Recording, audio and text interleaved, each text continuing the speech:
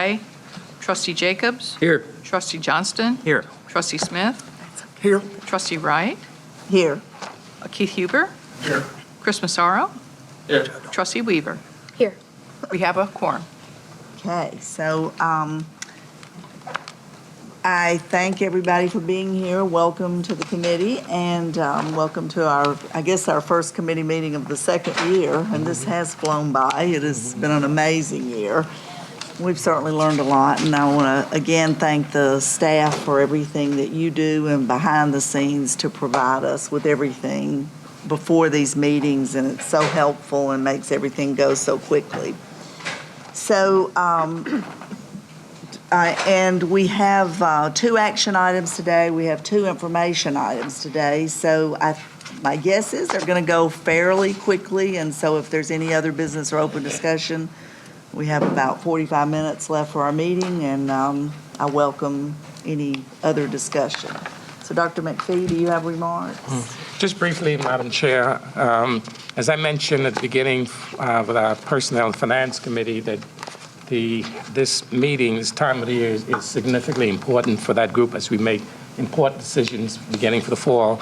I'll say the same thing for the Academic Affairs and Athletics Committee.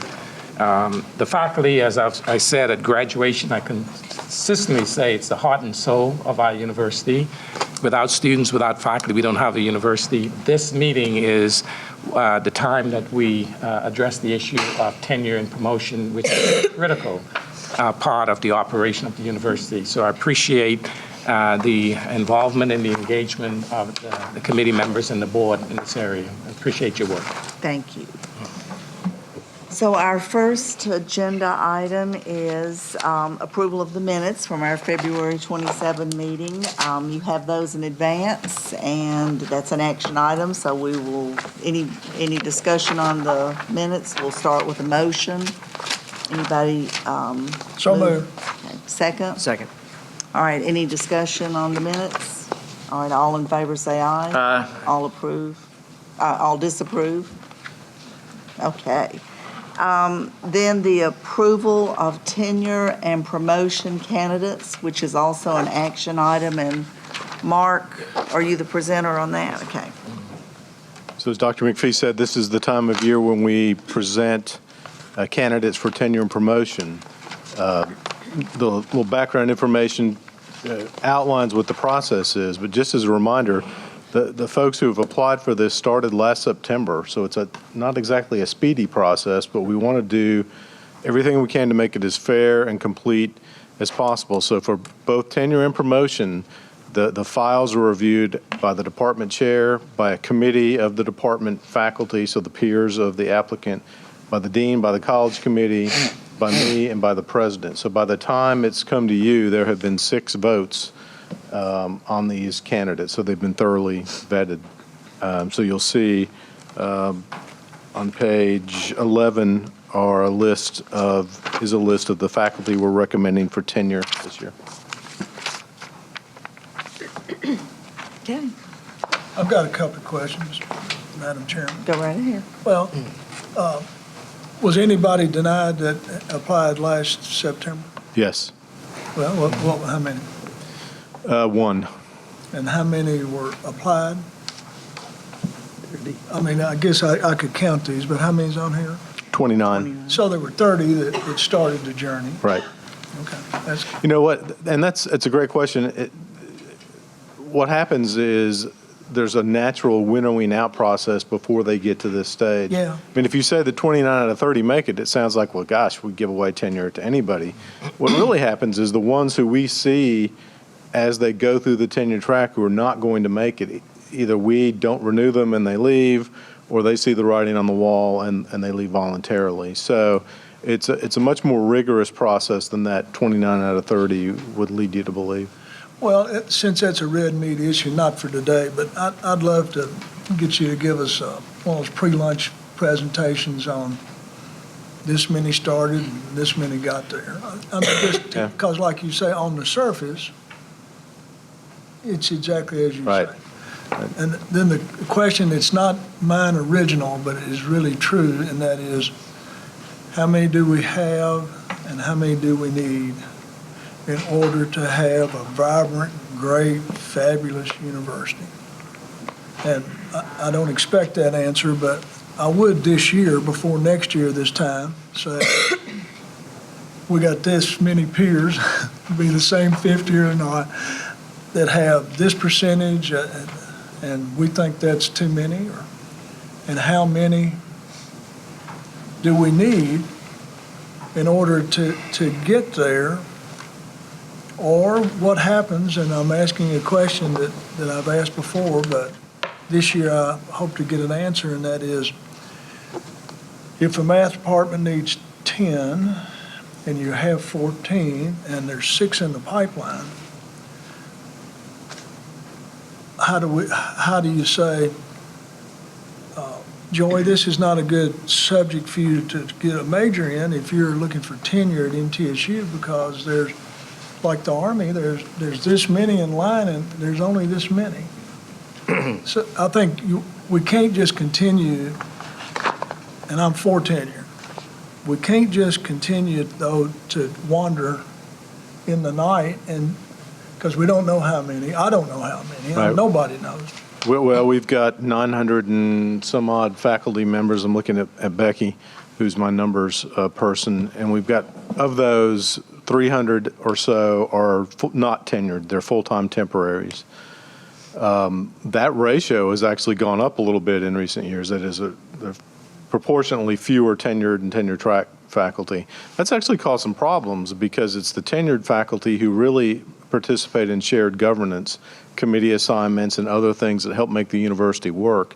So if we could go too far down in terms of the proportions, because we don't ask the full-time temporaries is what we call them, the folks who are strictly here to teach and are hired on a year-by-year basis. They don't do the governance part. So it's a good question, and actually, you have asked it before, and I've poked around some. There's really not a national standard that I can find, well, you need to have X percent of your faculty Maybe we tenured. should lead the Except- country by determining. Well, except, we need to also factor in accreditation standards Right. that require for certain programs, or all programs, a minimum of numbers for, I'm looking at you, Faye, and Yeah. you're the expert on that. The other thing is you also have to look at your enrollment. And we have an obligation when we admit students to be able to provide the courses and the instructional resources and personnel to accommodate that. And so there are Mr. Chairman, a lot of moving parts Oh, here. absolutely. I'm not expecting yeah. an answer, but I do Right. want to keep that on the Yeah. table. Eh. What's the right number for 20,000? So 2/3 is what we are now. Roughly. I mean, my math is pretty good. And 2/3, and is that, and how many are in the the questions I'd like answered, not today, but how many are in the pipeline, and how many you lose each year? I mean, somebody retires or goes. Sure. So think about spending some time on how many you got, how many you need, how many you going, how many you lose, how many you picking up. Last year we did 80, which was shocking. And I wondered if wasn't that the right number? I don't recall. I don't think we have that on us. That sounds high, but It was a big number. It was our first meeting, and the first day on the job, we approved 80 tenure. And I thought, that's great. Well, yeah, Maybe we had, 40 I think, tenure and promotion probably together. or it's the number of new faculty every year approaches it was 80, but that includes the temporary faculty or non-tenure track faculty. Well, if you would, I'd like to get a report in the next, between now and Christmas. How many we have last year, how many 3 years ago, how many Okay. 8 years, and then it just so we have a track anyway, are we a better school when it's 2/3 or 50 or? I think it needs, everything else is put in some kind of category, and right now, this is just it. Thank you. No, Sure. I'm not Yeah. unhappy with any of them. Yeah, It's just sure. it's a question we need to be pursuing. So We that, will do some research on that. Like Dr. McPhee says, accreditation is key. In one of our departments, we actually had to not transfer, convert some temporary faculty to tenure track lines because the accreditor said, hey, you're getting too far out of whack. Now, they'll never give you an actual number, but There are rarely. some guidelines. Yeah, they have And- general guidelines. And then there's also the issue of quality. Here's what I I found. mean, we got the answer? Yes, I do. That's what now you know my secret. That's right. Yeah, and we can collect that information, but, I think it would be misleading. I'm not sure we can come up with a definitive number. We can come up with some ranges. We can talk about what we see and what are we required to have and what our recommendations are. And we can look at peer groups and see what kind of programs and what numbers they have compared with the number of students. So we can provide all that information. But I would caution of thinking or giving the impression that somehow we can come with a definitive number to say that we need to have X number of faculty for an institution, and we go above X, et cetera. But your question, we will research. I'm not trying to get a definitive number. I'm trying to get a range. Is 66 good or not? I don't know if it is or not. But unfortunately, you don't know either. You with me? Well, we think it's pretty good. In fact, we have done some of that compared to some of our peers. I don't know if Becky brought that, but we're actually in pretty good shape compared to, now, I hesitate to mention peers, given our earlier discussion, but we'll research and do. Yeah. I'd like a one-pager, I don't Okay. need a catalog. Okay. Well, just a one-page. We- What's good? You did some work on this based on his question last year, and we looked. We at, did, and we gave sort of the number who entered the tenure track and numbers who completed it. We'll update that and then try to look for some sort of national Yeah. comparative. How many Yeah. How many Comparative. you lose and how many you gain? Yeah, Right. sent this in November of last year. I'm Yeah. just looking at my notes Yeah. here. So we'll revisit it and try to respond to your question. That's great. Okay, so the board, the chairman, and I'm sure other board members just want that information, and, Yep. but nobody is moving in the direction, I feel strongly I hear of, that there's a mandated number or anything like that. I just need to make that statement because I don't want to give that impression to anybody that might be listening in this meeting. There should not be a mandated number for tenure because it's a moving target all the time. Okay, all right, so Heidi, do we need to vote on that but without Yes. promotion? Move we approve. Okay, second? Second, may I ask? a question? Yes. May we make one vote for tenure and promotion? Certainly, if that's the will of the committee. Well, that was really what I was trying to ask, so. So We- may I? Well, we've already make a had 'em. friendly amendment and suggest that we amend your motion to approve the list for tenure as well as the list for promotion in this vote. So you Well, accept? let's hear about promotion first. You haven't given us that information yet. Right, and Promotion. promotion is starts on page 13 of your second set of tabs.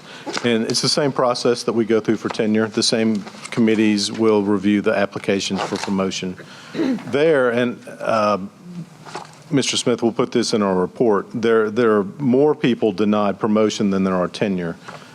Going from associate professor to full professor is a pretty big deal, and so we have high standards about that. It's not a majority by any means, but there are more people who are denied at that level. But other than that, the list of 40 on page 15 have gone through that same review process, and that's our recommendation for promotion.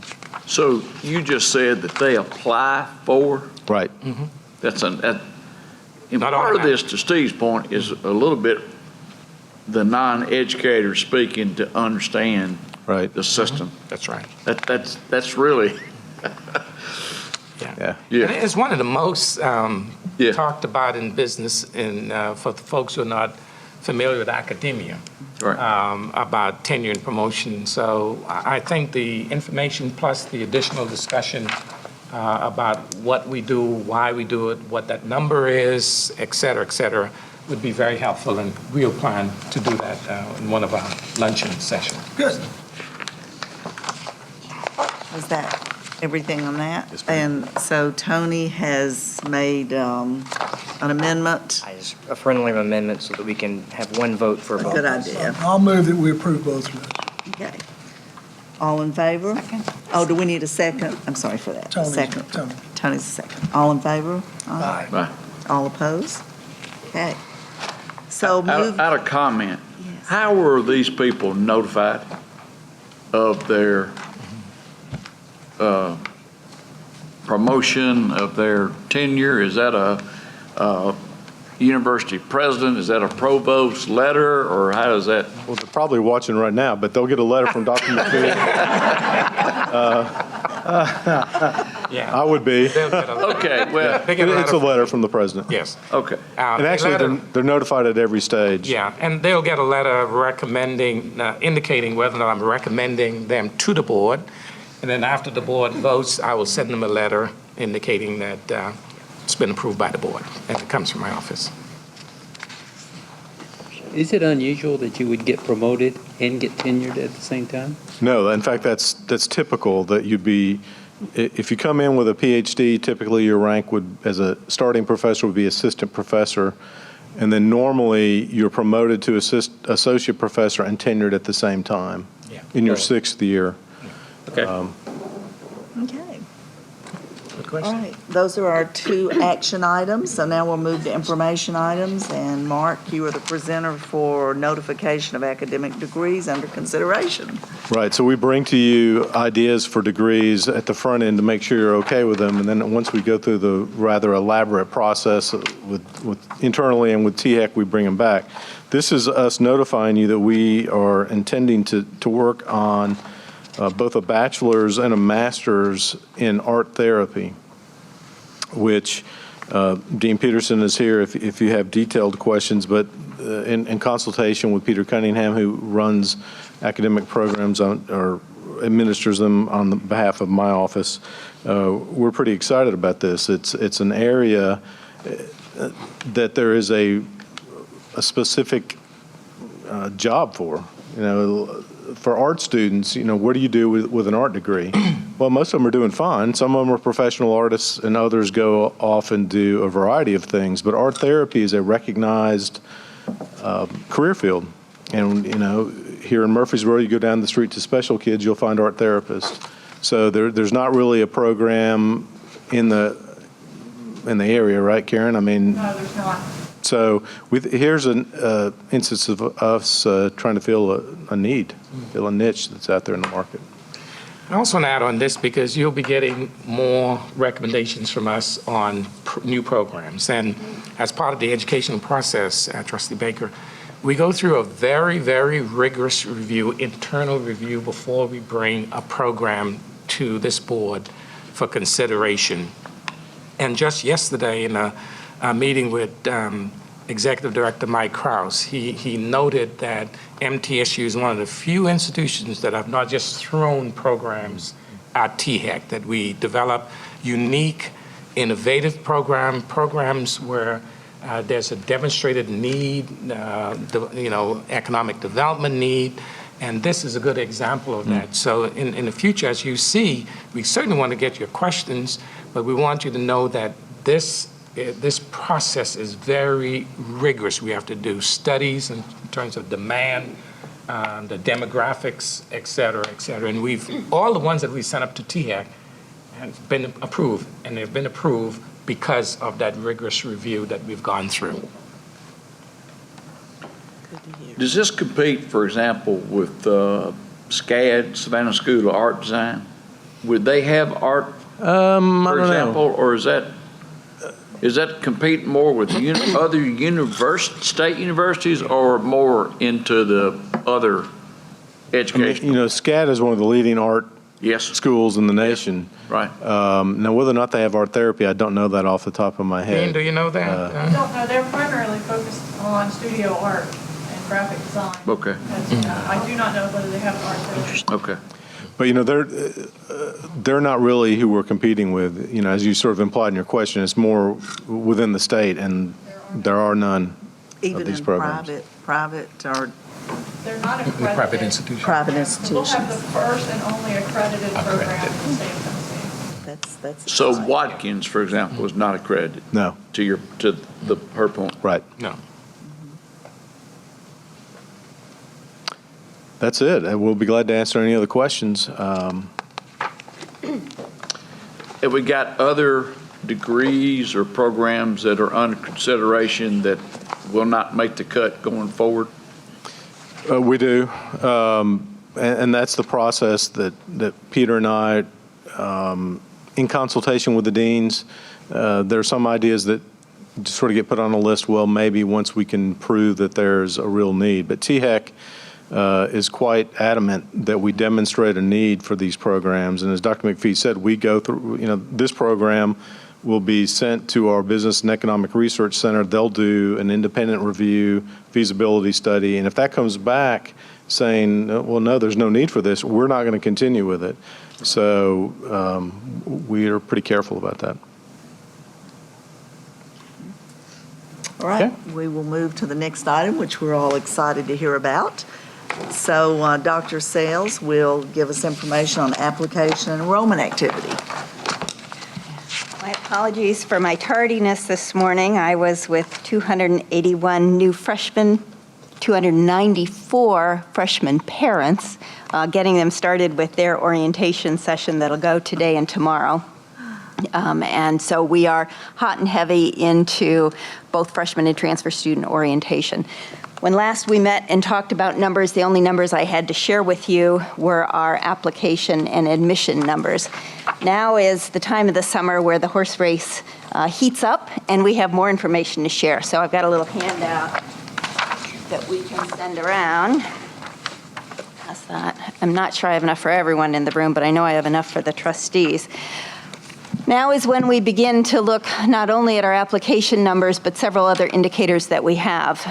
Enrollment for fall semester classes has opened to both new students that are incoming for us as they come through our orientation processes, and also to our returning students. So students who were enrolled with us through the spring have also had the chance to go through and sign up for their fall semester classes. They don't all do it in a timely manner. I know that comes as something of a shock to you.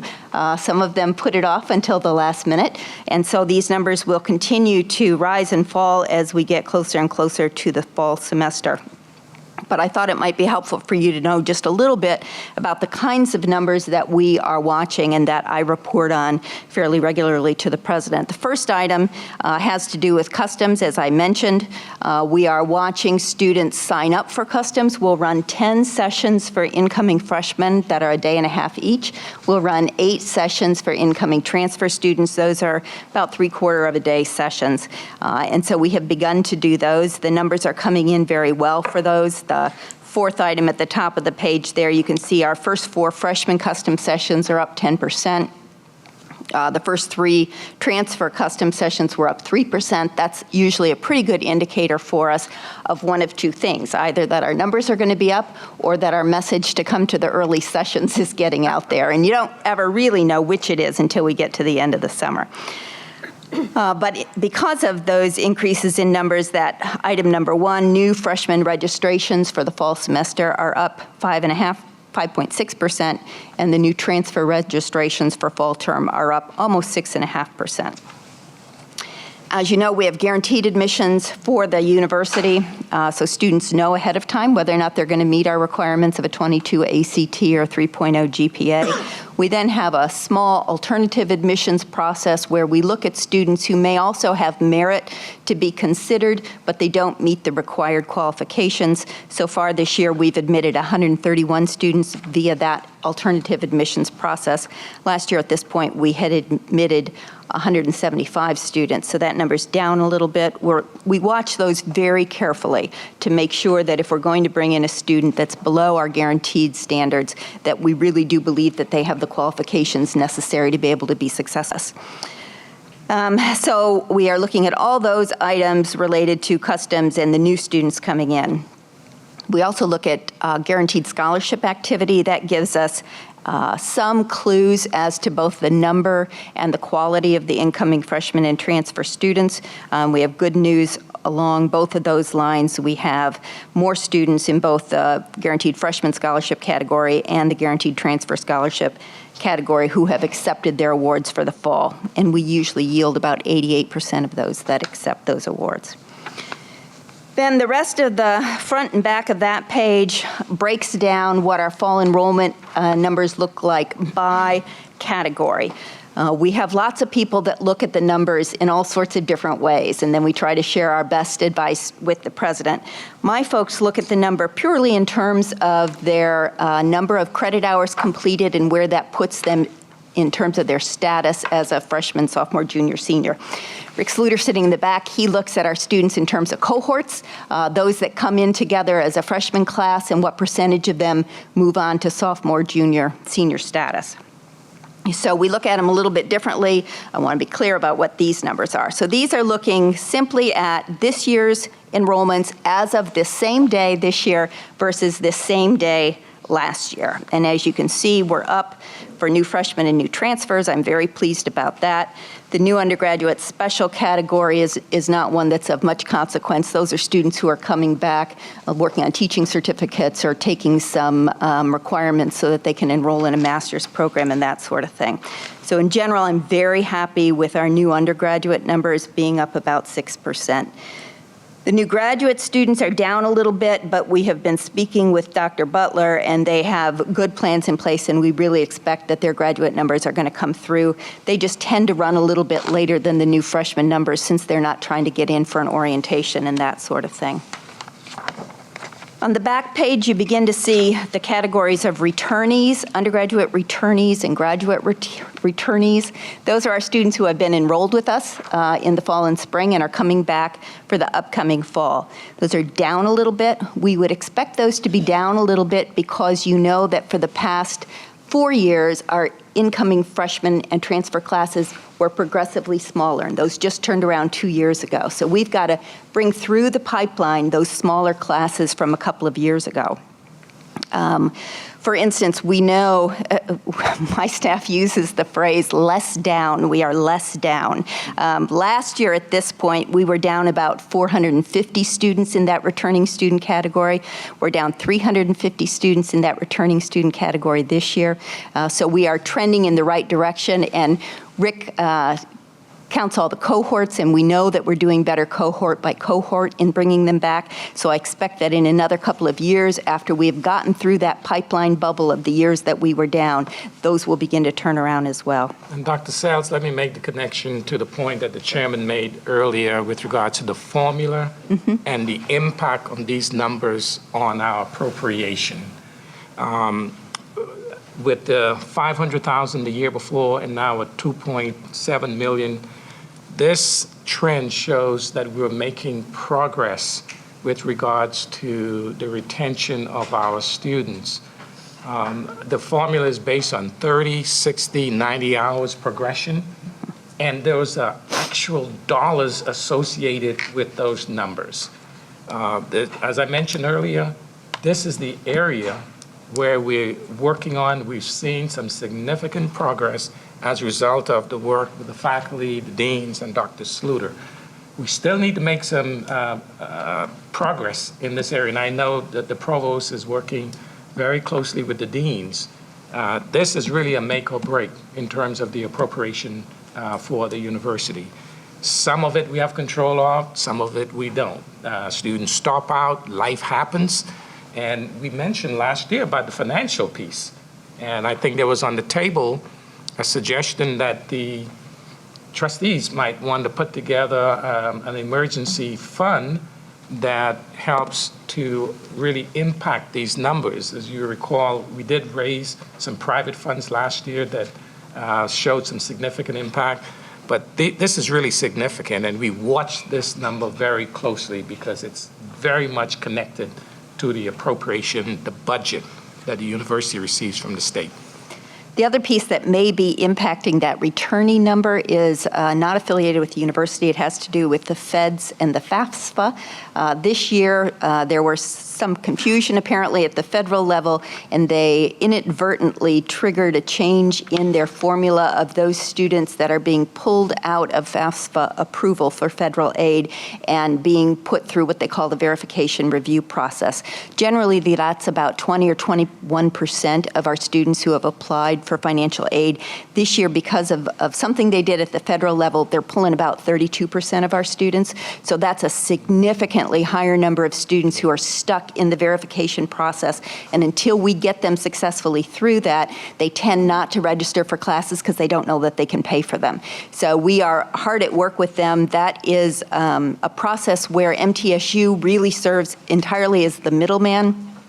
If Kim is selected for verification, the feds tell us what they want from Kim, what she has to provide, and it may be a copy, say, of her parents' federal income tax form.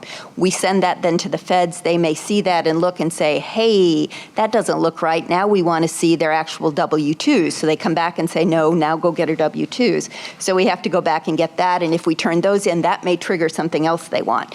So it is a long process where we serve as the middleman, but because so many more students are caught up in this year, that may also be having some impact on those returning numbers.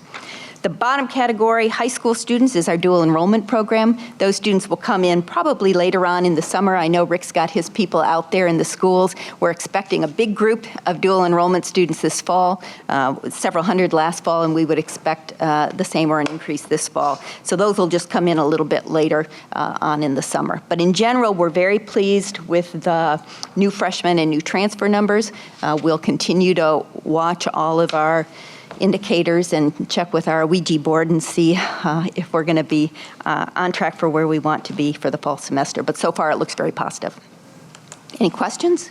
Dr. Sells, Yes, what sir. percent of the new transfers are junior college transfers?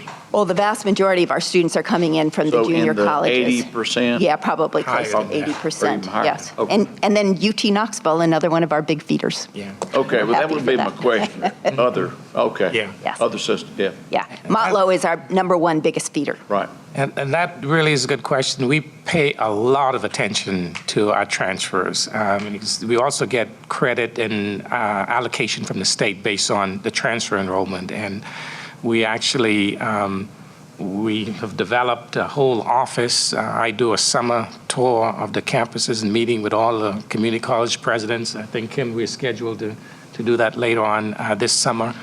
And I would invite you, I think we sent out invitation. There are 3 new presidents, 2 of community colleges that I'll be hosting at a reception at the president's home next week, sometime the end of next week.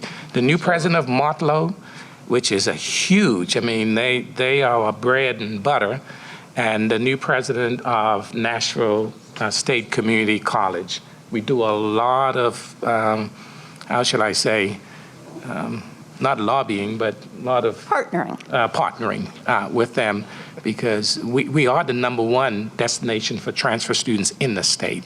And it's because of that additional work and support from her staff and others. But it's a big piece of our enrollment. We're also the #1 producer of what they call reverse transfers. So if a student comes to MTSU prior to having completed their associate's degree at the community college, at the point at which they have completed sufficient courses here with us to fulfill the requirements for the associate's degree, we can pull them into what we call a reverse transfer. Contact their sending school, let them know they've completed those classes, transfer them back to the associate's community college transcript, and they can be awarded their associate's degree while they're with us. And we're the #1 producer of that group in the state. Out of our total enrollment, 52% of our total enrollment transfer students. So you can see how significant that is for us, 52%. Is there any, is there any way to capture data on either why they don't pursue college at all, or they choose another university? People from the geographic area, is there? We work with the National Student Clearinghouse, and we'll produce a report every fall term that lets us know of the students who applied to MTSU but didn't come, where they went instead. And so we have that kind of information, but we don't have more in-depth sort of interview-type information about why. Oftentimes, I hear sort of anecdotally back from parents and folks about either we don't have the specific degree program they were interested in. I just heard from a parent the other day whose student is transferring to get into an art therapy program, so I'm really glad we're going to be adding that one in.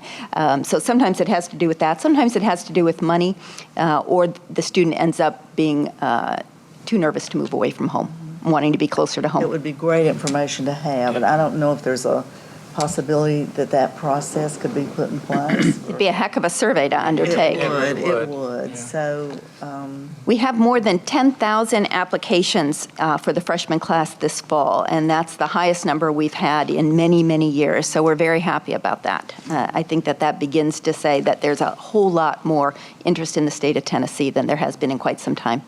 And I also think kudos need to go to Dr. Sells and her staff. Just keep in mind that the last couple of years we had free community college tuition, significant impact on us. The largest community college now is Martlow, and you don't blame a parent and a family for taking advantage of that.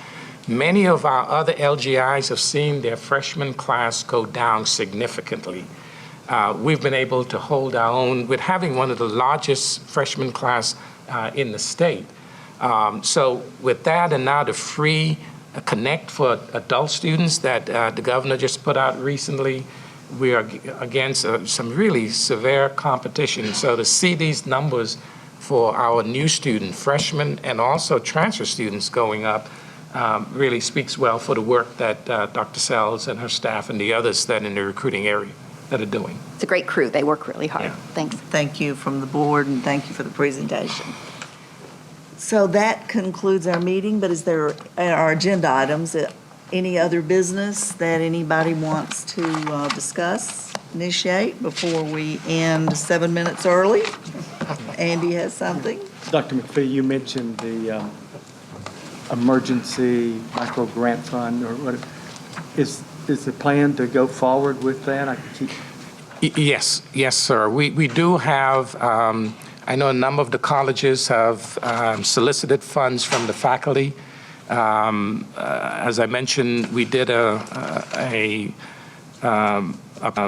program, but 3 years ago that raised about $30,000. That's been depleted. So I've been thinking about how do we resurrect the interests of this board in setting up some additional funds for that. It really does make a difference. So I'll be having some personal conversation with you all about that. Good timing. Okay, any other business? All right, the committee meeting is adjourned.